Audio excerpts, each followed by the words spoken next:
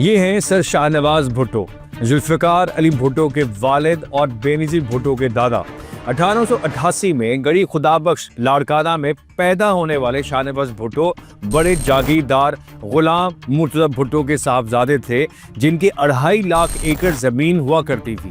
نوجوان شاہ نواز نے سیاست میں انٹری کی اور صرف 33 سال کی عمر میں بامبے اسمبلی کے رکن اور وزیر بن گئے۔ اس زمانے میں سندھ بامبے پریزیڈنسی کا حصہ ہوا کرتا تھا۔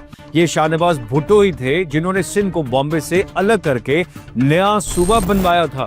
آزادی کے وقت وہ ریاست جونا گڑھ کے دیوان یعنی وزیر اعظم تھے۔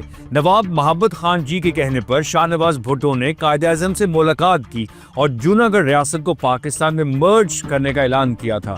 15 ستمبر 1947 کو الحاق کی دستاویز پر دستخط کیے گئے، مگر دوسری جانب سردار پٹیل نے جونا گڑھ پر قبضہ کر لیا۔